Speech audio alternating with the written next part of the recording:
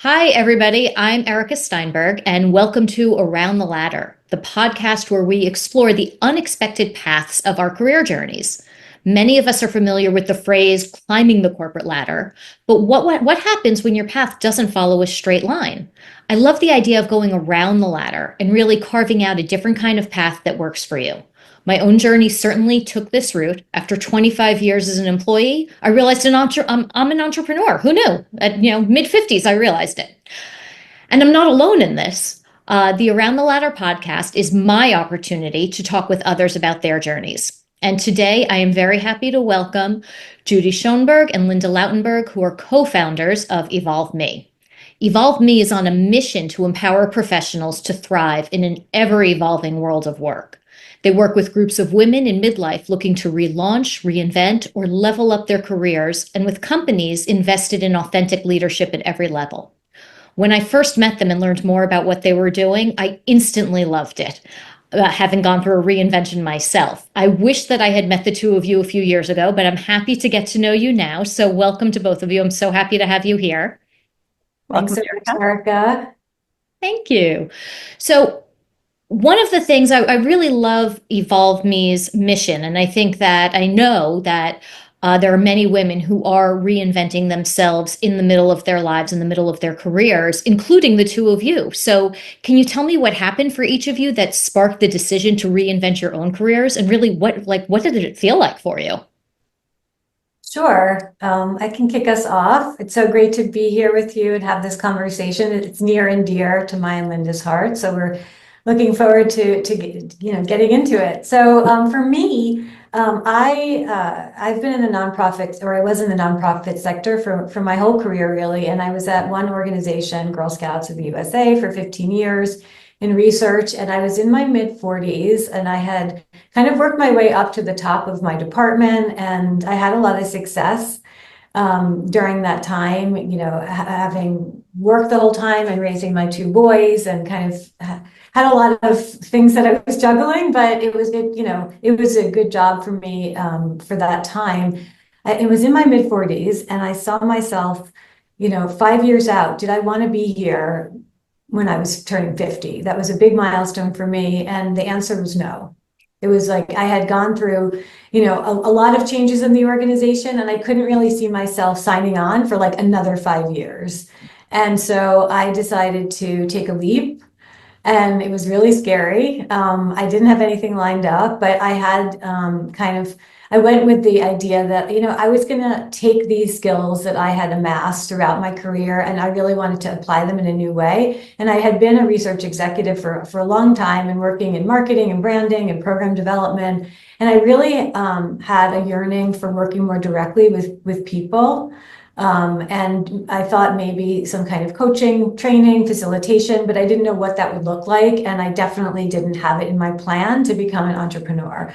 But fast forward, a few years later, after being a freelancer, Linda and I met at a startup, and had a go of working together, a trial run, and it worked out really well for us to be a team. And then we founded EvolveMe in 2019 because, we wanted to create the program that we both wish we had when we were in different inflection points in our in midlife. And it turned out that I was a career pivoter, and Linda has her own story, which is complementary to mine. But yeah, and here we are, 5 years later, 6 years I just later. realized I didn't know how the two of you met until you said that. So Linda, tell me about how you came to this. Yeah, so as Judy mentioned, it's one of the many ways that Judy and I have very complementary backgrounds and skills. So my background was in finance. I worked in corporate investment for a number of years. I got an MBA. I came back, worked for the same company, and then I spun out of that and worked in investment banking, doing the 80-hour weeks, and really thriving in that environment. And then I had my first daughter, and I thought that I would just work less hours and come back to that same place. But as it turned out, that really wasn't feasible. The company ended up going through a big change while I was gone, and so that department wasn't even there anymore. So I did a little consulting, and then And then my husband, this happens to a lot of women, or it can happen to men, but he was a physician and he joined a practice in New Jersey, in central New Jersey. And so that commute and that kind of schedule working in that industry just wasn't tenable anymore. So I stepped out for what I thought was a couple of years. And then I had two more children. They were spread 3 years apart. I got really involved in my community, doing a lot of things pro bono. And I just kind of, a lot of this will happen to a lot of women. All of a sudden they wake up and they say, wow, I have been out of the workforce for a long time. So I'd been out about 16 years. And my oldest was getting ready to go to college. And all of a sudden I was like, oh my God, I completely forgot my own career. I forgot myself. Now it's going to be too late. I still have two more at home and they are not self-sufficient still. And it's just going to be too late for me. And then I wrapped my head, changed my mindset around that and decided it's not, I can do this, but I didn't know what I wanted to do. And that was what was the hardest thing. Like I was seeing a lot of returnship programs on Wall Street that I definitely could have applied for, would have been very qualified for, but I didn't want to do that. So I knew what I didn't want to do. I had no idea what I wanted to do. And that is something that we hear a lot from women, whether they're making a pivot like Judy did, or they have had a career break, it's the hard thing is not knowing what you want to do next. Yeah. Yeah. And then that fear that you've left it too late, possibly. Yes. Even for making a pivot, like, oh my God, it's too late. I only know how to do this. What do I do now? Yeah. And usually, not all the time, but I would imagine often you're at a point in your life where you still might have kids at home. If you have kids, they might still be at home. You may have aging parents that you're helping to take care of. And you're trying, possibly to have a relationship in your life. Oh, and heaven forbid, maybe have time for yourself. All the things. All the things. All those things. It's really only a few things. Right. Oh, just a few small things. Yeah. Yep. No problem. So when you're talking really about reinvention in your case, and I would imagine that a lot of the people who you work with, both the two of you, are looking at reinventing themselves, and that often involves risk. And risk can mean fear. Not always. Some people look at risk and they're like, hey, this is great. I'm excited for it. But when you do have fears, like what fears did the two of you have to push through to change your career, to come back? How do you overcome them? And how did your ability to navigate any fears that you had affect how you work with the women who you work with now through EvolveMe? Yeah, I can kick it off. I did have a lot of fear when I took that leap. I was really scared. I had been in the same, organization for 15 years.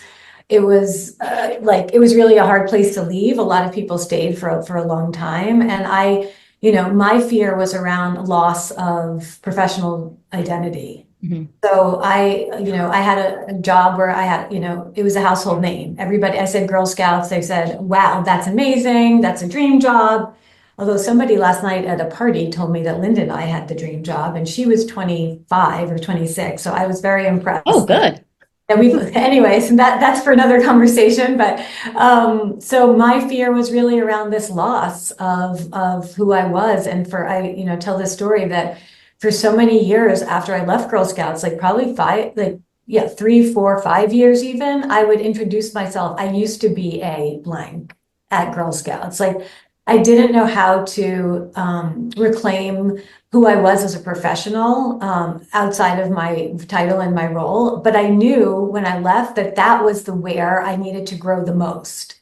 I needed to take ownership of my own career. At that point, my kids were a little bit older. I needed to really own my accomplishments. I needed to figure out what I was really proud of, what skills that I wanted to grow in, and not be defined by a structure or hierarchy of an organization anymore. And that was like the growth opportunity for me. So that kind of helped me get past the fear. Like I knew I had to do this for my own career. And I was lucky that I was able to leave without having something lined up. And I think what helped me get over the fear is learning to put myself out there in small ways first. Like I became a freelancer for a few years and I said like, okay, let me see, like, do I like being out on my own, and can I get clients? Like, do I like this kind of work? And starting to kind of do some volunteering more like in the direction of sussing out like what area that I wanted to focus on. And kind of, I think that like, it's so big when you feel like you're like, oh, reinvent, like that sounds like huge, right? But Yeah. it doesn't have to always be this grand statement of reinvention. Linda and I talk a lot about like the degree of reinvention. It could be a 10% pivot, right? It doesn't have to be a 360-degree pivot. So in the end, that's kind of where I fell out. And I think that would help me get through the fear as like, I have so much to work with and leverage. Like, let me figure out what I want to lift up, like how it turned out being like I wanted to like lift up some of the research skills that I had and use that, around women's leadership, and some of the work I did there and use it really in a more applied way. So for me, it wasn't like, I think looking at my accomplishments and looking at the skills and the strengths that I had, that gave me kind of the, I don't like to say ammunition, that gave me the fuel or to kind of push through the fear and say like, I've done so much already. Like, and you know what, this is what we see a lot with the women that we work with. Cause you asked about how our fear helps us motivate or, the women we work with is that the women that we work with are some of the most successful, talented women like I've ever met. And I know that Linda feels the same too. They've all had some degree of success in the past. So if you could really step back and own that value that you have and own that success, you might try something and it might not work out. And that's okay, because you have other accomplishments to fall back on. I would have never started a company like 10 years ago. Like I needed to have some level, I think, of, perspective and wisdom, that comes with age and maturity, and also having, success in the workforce and also in pro bono activities. So I think like really owning your value and your accomplishments like helps you get through the fear. And we believe in this mantra that Linda's already shared, and this helps you deal with the fear too. It's just like it's never too late. It's just never too late. And sharing like the fear, I think, comes from like the unknown and knowing if this is really possible or not.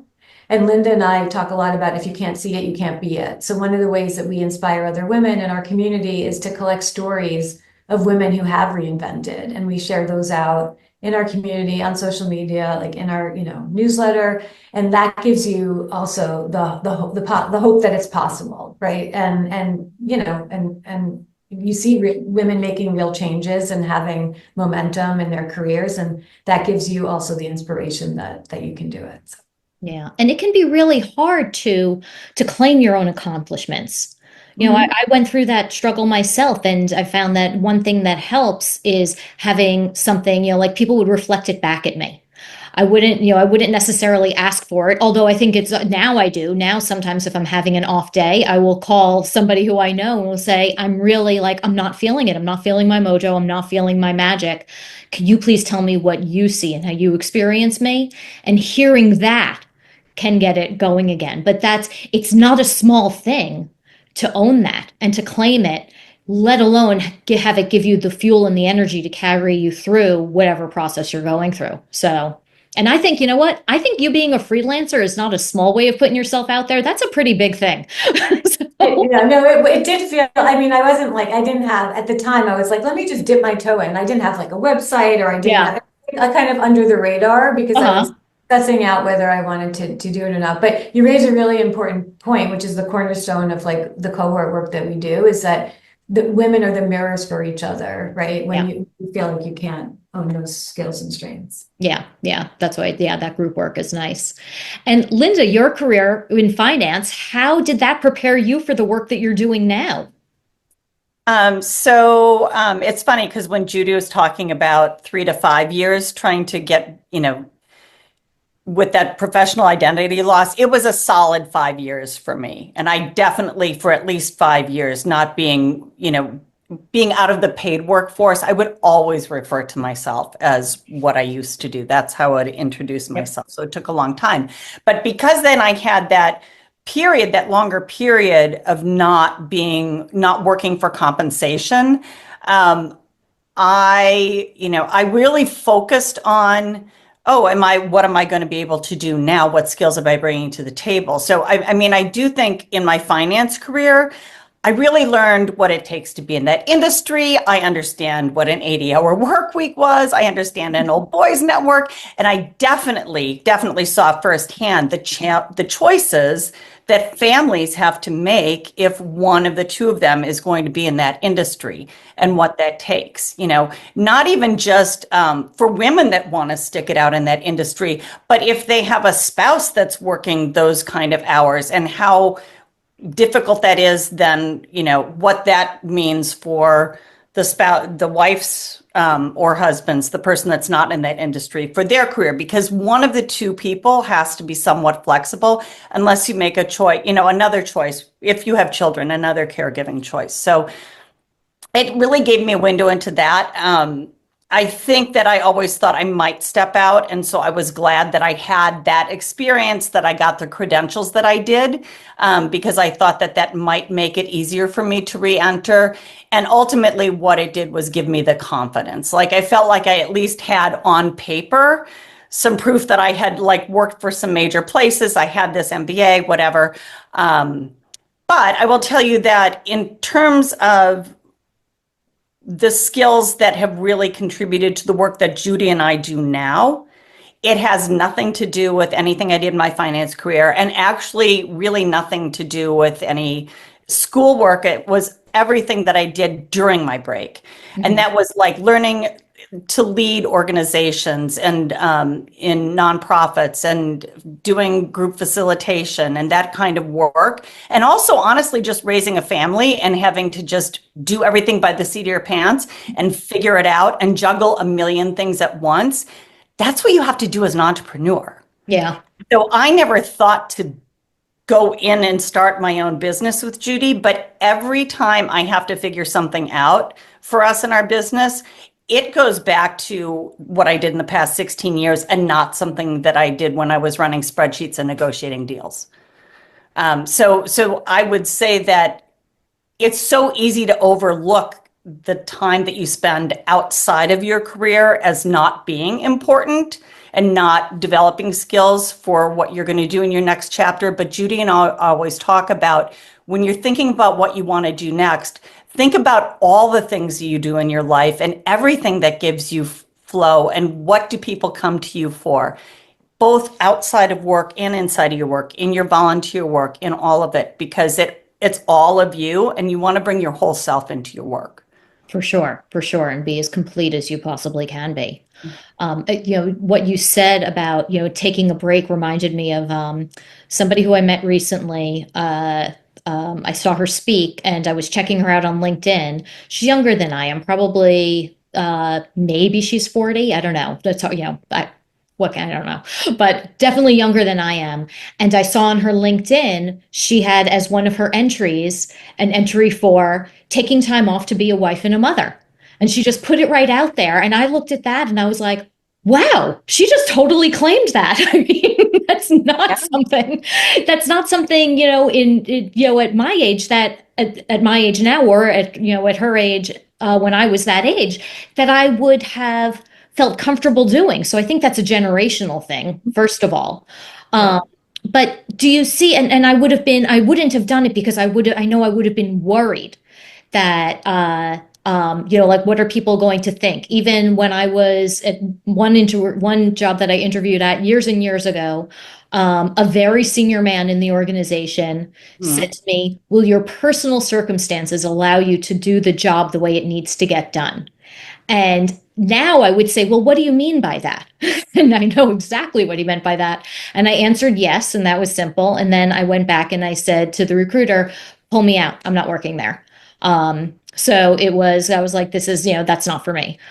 But in the work that you're doing now, what systemic barriers, if any, do you see turn up for the women that you're working with, because they're at this midlife point and there are certain societal expectations about what you're doing? And so if they do come up against these barriers or obstacles, what strategies do you recommend to navigate them?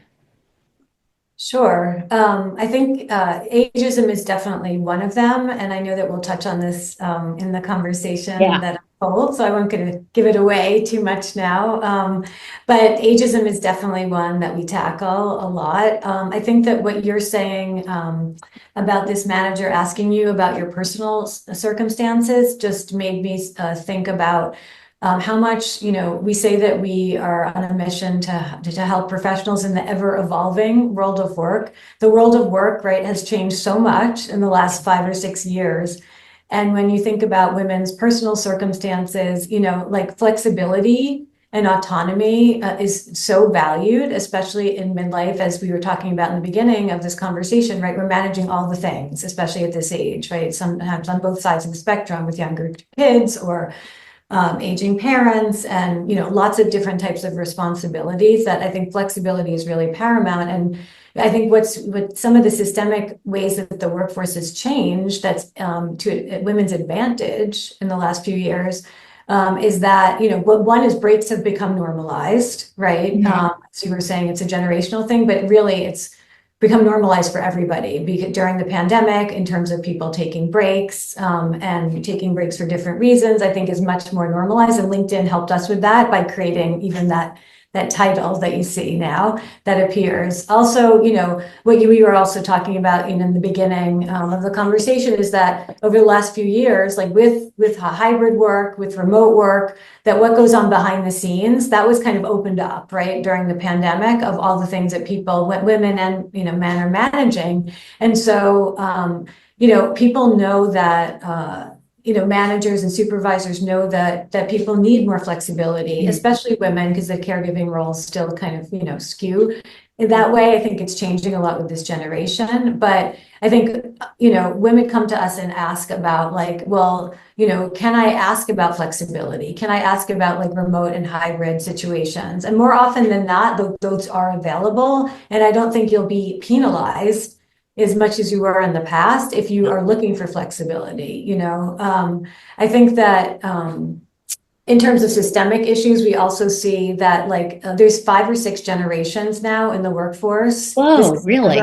Working together alongside each other. This has never been the case before, that there's been this many generations at the same time in the same place, right? Or not place, but in the workforce together, right? The place. And so that brings up a lot of systemic issues around what work means for each generation, what they're looking for out of work.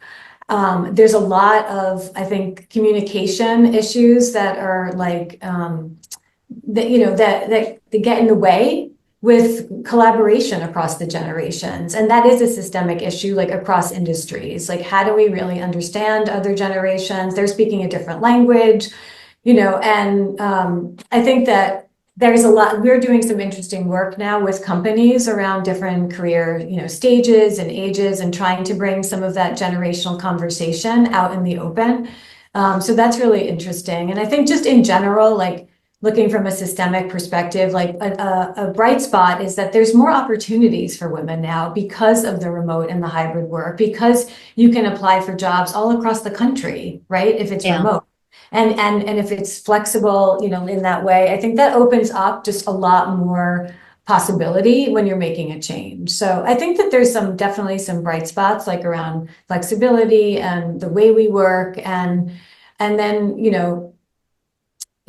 we're trying to be advocates too, just, on a bigger scale, just about the advantages of being a midlife professional. Like, you bring wealth of experience, your kind of just your perspective from being out in the world, from managing life, right? And all the challenges. If you get to like 50, like, you've managed a big chunk of life, right? So there's so much, I think, that women and men in midlife have to bring to the workforce, and, that people can benefit from. But sometimes, and this goes into like the ageism conversations, it's just not recognized as important. And I think that we're trying to change that. I know that there's other efforts that are trying to, kind of highlight the benefits of having mature workers, right, in the workforce, and the strengths that they bring. So yeah, and my husband works for a startup, and he's younger than I am, so I think he's 53. Maybe he's almost 54. I can't remember, but whatever. He's the old guy in his company, Yeah. which The cracks adults me in the up. room kind of thing. Yeah. Because I kind of feel like, oh, I stole candy from the baby, but he's the old guy. But yes, you did bring up ageism. So, Linda, I'll throw this to you. I would imagine that ageism does show up for your clients sometimes. So, how do you coach women to respond when it does show up with confidence and with purpose and with intention, so that when it does show up, that they come out of that interaction still feeling good about themselves? Right. So, and yeah, Judy did touch on a little bit of this, but what we do is we really coach women to embrace what they're uniquely bringing to the table. I mean, that's even when we do our career stages work, we really, at every career stage, you have something special and unique that you're bringing. And in midlife, the really special thing you're bringing are these power skills that Judy referred to that only can come from years of navigating work and life. And I would say that your husband at 53 is like at an amazing time to be working in, but he brings so much Yeah. to his entrepreneurial venture that the younger people, they bring their own special skill sets, right? But in midlife, besides all the technical skills that you've built up, you just have perspective and wisdom and experience, and you can kind of see the forest for the trees, right? And emotional intelligence and resilience, and you've seen things go wrong and then come back right again. Mm-hmm. These are all strengths that you just can't learn in college or business school or law school or wherever. You have to experience them. And in today's workplace, those skills are can be the difference between whether you are a manager or whether you're a true leader and really moving up. So that's where we start, like embrace what you have. Yeah. Really inventory those skills, like Judy was saying. And then after that, we say growth mindset is really the key. I mean, we want everybody to stay curious, keep learning, both professionally and outside of work. Every time you learn something new, that is so confidence building. I've still got it. I can still learn new things. It also takes some of the mystery away. I guess one of the things people focus on a lot is tech. Oh, when you're older, we're not as good at tech as younger people. There is no mystery behind what they're doing. You just have to start doing it. It's all kind of the same, right? And those are skills that you can learn. There's nothing scary about it, but it is on you to make sure that, like, once you kind of know the direction you're headed, that you're staying current, that you're staying up to date. And again, the more you do that, the more confident you feel that you belong in the workforce and in the area that you want to go to. And then also, I think most importantly, another thing to recognize in midlife is that women at this stage, and we see it with our cohorts all the time, if they're not yet, they're coming to us to get clearer on what they want to do. And once you've gone through that process, you've already had a career, you've worked in one area, and you're making a change for a reason. So now people in midlife, when they are making that pivot, making that change, making that re-entry, they want the ball. Mm-hmm. They know what they want, they know what they don't want to do, and they are a good, solid bet. They've been around the block. They've done their homework. This is what they want to do, and they're going to stay with you. So it's such an advantage. It's kind of like we can have all the technical skills, learn that, but this whole wealth of other things, you only get that from just kind of being on the planet, right? Yeah. Yeah. Time, experience, Yeah. You're One example that Linda's talking about with growth mindset, and Linda lives growth mindset. She became our chief technology officer from having a finance background overnight, because she just embraces it and is like, I'm going to figure it out. She just likes the challenge, and that's what employers are looking for, right? They want people who can develop and grow at any age and stage. And last week we had an in-person meeting in New York City of our cohort, and we were talking about AI, and you just saw so many women were we encouraged them to play with it a few weeks ago, and they're playing with it. They're trying to look at their resumes differently with AI, and using it just for elevator pitches and things like that. So I think once you kind of embrace the new technology, and as Linda was saying, starting to play with it, it becomes less scary, and you don't have to be an expert at it. Yeah. You have to show that you're fluent and you know what it is, but you don't have to be an expert, right? So that's one thing to really keep in mind to combat ageism as well. Yeah, and that's nice. It takes some of the pressure off also from feeling that you have to learn everything that's out there, everything that's been going on. That would be a lot. So I hear you talking about cohorts a lot. So I'm reminded of the groups that you do. And it makes me wonder, like, did you put an emphasis, do you have the cohorts because you wanted to, let me ask this another way. When you're reinventing yourself, it can be lonely. It can be scary, and coming back to the fear. So what role does the community that you've created with the cohorts, what role does that play in EvolveMe and in the work you're doing? Yeah, that's a great question.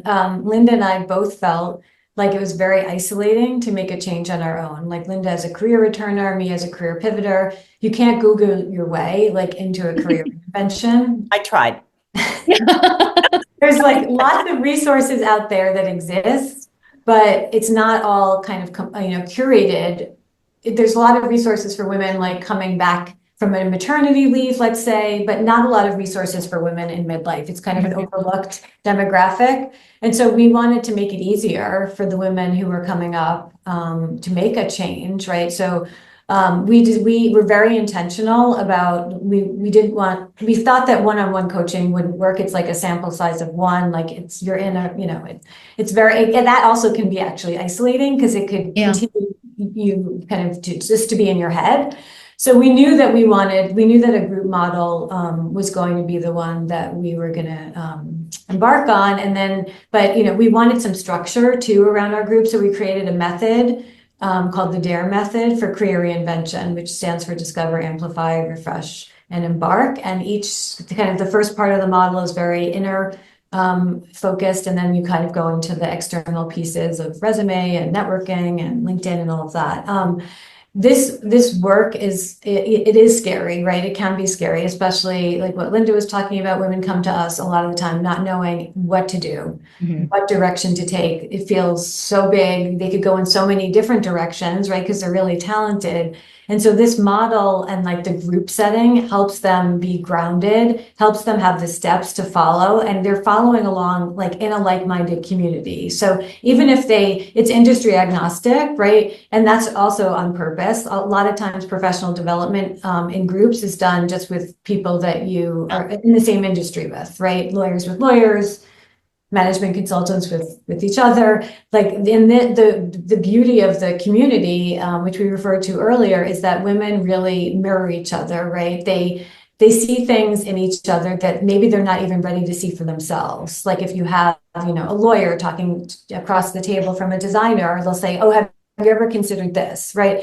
So that like opens up a world of possibilities. They also just get a lot of mutual support. They have smaller accountability groups aside from the cohort, where they get to develop really deep relationships and have a sounding board. And these are friendships that develop, they are there for each other. It is a model of collaboration rather than competition that we often see among women, in the workplace. So they're invested in each other's success. They are cheering each other on when they see other women having wins, and then it inspires them. So it's a real like cyclical kind of process too. We see them get more momentum because they have each other, right? And they want to show up for each other, right? They want to show up every week in however often we're meeting now in person because we're trying something new this year. They want to be there for each other, even if they feel down or they're not making enough progress fast enough. They know that like other women are counting on me and I'm going to show up for them. And that's really a very moving piece of doing this work in community. And a lot of the cohorts stay together and the accountability groups stay together long after the training is over for years. Wow. They have found something very specific. It's really hard to go to a parent, a good friend, a relative for career advice. But when you have a group that's, kind of moving in the same direction as you, but might have different backgrounds, they can be objective. Yeah. Whereas those other people in your lives, they might be invested in the old version of you, or, or have an agenda, maybe. You just don't know what's going on exactly. These women really show up all kind of with the same kind of goal in mind. And I think that people are attracted to EvolveMe's Reinvention Collective because they see that Linda and I we're always lock in step with each other. Like we show up as a team and we say that these cohorts, these are your team members, right? You might not have a title or role, right now you might be figuring things out. This is your team. And this is also a wonderful resource for you to practice, like being in a team. And we see women use this in interviews saying that they were part of this professional development opportunity. They were team members. They're called EvolveMe peer advisors for each other. So there's lots of ways that we use the community to also help women continue to like learn from each other and kind of, be out there in a more formal way, as, having gone through the training. Yeah, and being part of a team is a skill set. Mhm. So you're reapplying that skill set, or perhaps even learning it in a better way than you applied it when you were in at your last job. So I've realized I'm running long, but so I'm going to skip ahead a little bit because I had a long list of questions for the two of you that I wanted to go through, but I don't want to take up too much of your time. But Linda, I'll put this next one in front of you. I would imagine you have tons of stories about women who you've worked with who have reinvented their careers. Can you share a story that continues to inspire you? Sure. Oh God, there's so many. How about I'm going to go with somebody from one of our earliest cohorts, and she was she's an attorney, and I know you work with attorneys, and she was a litigator, and she was feeling like, and we've had more than one attorney come to us with the same thing, that they're doing good work, but they're feeling like they need more purpose in their lives. And she really was feeling that. She just felt like I need to be doing something that feels meaningful to me, that I feel like there's some purpose. Very common in midlife. And she thought that what that meant, and she came to us with the intention of, I'm going to learn how to career pivot, and I am going to go work for a nonprofit because that's what I need to do. When I left law firms, I was like, I'm going to go work for a nonprofit. Exactly. And she's like, that's what I've got to do. And by the time she finished her time with us, she came literally 360 degrees around. And she said, okay, I've done enough exploring of myself and the outside world. I do not want to work for a nonprofit. That's not good for me. But I want to take my role as an attorney and I want to really niche down into something I care a lot about. And that tended to be things like sexual abuse, victims abuse, things like that. So she opened up her own boutique law firm. She even went and kind of on the sly went and opened up a physical office without telling her family first. I think that was part of the fear thing. Like, what if I fail? I don't want anybody to know. She ended up being, she got a podcast. She started really, really doing the thing, and was successful and got picked up by another law firm. And so she was working for them. Now she's spun off to yet another law firm. And I just saw her on CBS Mornings as like an expert commentator on like a big breaking news story. And she's a friend of mine too, but all of a sudden I called Judy. I'm like, oh my God, look who's on television. It's like, Yeah. So it was really exciting, but that's just somebody that she just really, and we do see it over and over again, that sometimes in midlife, you've been kind of on the same track and all of a sudden it's like, oh my God, like you start worrying about legacy issues or what does my whole career mean? I know for me, I didn't want to go back and just make more money for the wealthy people. I loved it when I was younger, but I didn't want to in midlife, right? Yeah. So we love that story. That's a fantastic story. That one would keep me going too. So now thinking about earlier in your career, and Judy, I'll ask you this first, but Linda, you get a head start on this because I'm going to come back to you. Me personally, I gave no thought to myself in midlife when I was back in my 20s and 30s. Is there anything that you would tell yourself at around that point in your life, if you could? And do you think that you would listen?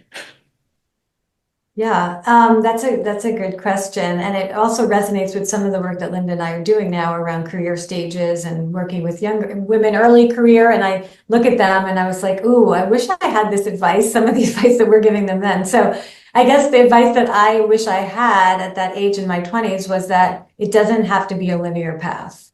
I was Yeah. so focused on taking the right next step and having it be just so. And I was afraid to get off the path like Linda did. I feared that a lot. And I was so kind of like, felt like I had to be so deliberate and intentional. And I even felt like becoming, because I got off the nonprofit path, I even felt like that was like a career derailment. Like I was in the for-profit sector now, like with becoming an entrepreneur. So I would say like, I would say, keep your eyes wide open, right?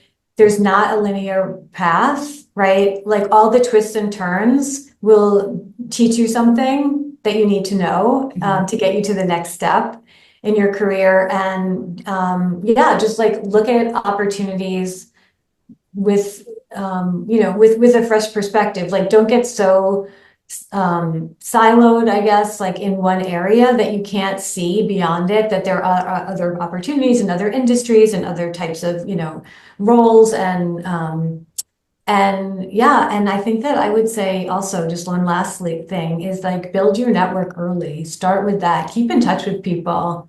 I worked at an organization for 15 years that was very insular. We had 150 chapters, like as part of the national organization all around the country. And that's basically who we all spoke to, was people like internally.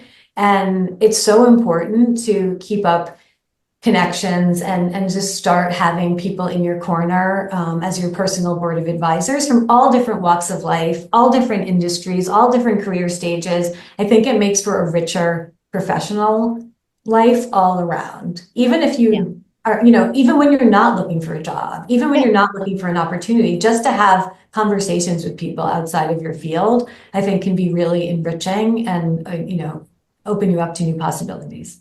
Yeah. That's what I would have told her at 24 or whatever. Do you think you would have listened? No, not I probably wouldn't have either. 30 years later, yes. If you told me, then I would have listened. If someone else told me, I would have listened. Yeah. And Linda, what about mentors? Yeah, mentors. Like I wish I had more mentors. Exactly. Like if somebody else 30 years my senior was like, this is what worked for me. Like you should do this. I didn't. I just had coffee this morning with a mentor from a nonprofit, like from a pro bono board role that I have. And she's like probably 15 years older. And like, I wish I had more of those types of women, like in like the rest of my working life. I'm fortunate to have her now, but yeah. Linda, what about you? Sure. So I actually have children that are in their 20s and children with friends in their 20s. So I actually get to tell them. And I do. So this one's easy. I tell them always, like, even while you're in college, while you're doing an internship, when you're in early career, and you really should do this throughout your career, but especially early on, don't just kind of go to work and do the work. Pay attention to what you like and what you don't enjoy so much. What are people coming to you for? What are you getting complimented on? But just be very intentional about the work you're doing. Think about it. Don't just do it. And pay attention to the things that interest you outside of life too, but just be very aware and pay attention, because that will all help. Because as Judy said, careers are not linear anymore, and you have no idea what other opportunities are going to come your way. And if there are things that you find that you're interested in, try to get put on those projects. Or if that's not available to you, try doing something volunteer-wise outside of it. But keep paying attention to what sparks your interest. And what you find you're kind of uniquely good at, because that will all kind of go into steering the rest of your career. And especially if you keep those networks going as well. Like my kids at such an early, I've got a son that's very early in his career age, and these kids are like better at this now than we were, Yeah. but they are paying attention to it because people don't stay in careers at one place for nearly as long, and everybody goes to lots of really different, interesting places. So you want to keep that up so you know what else is out there. Like I know for me, I didn't know what else was out there beyond investment banking. That's all I knew. And when that didn't work anymore, well, guess I'm out, you know?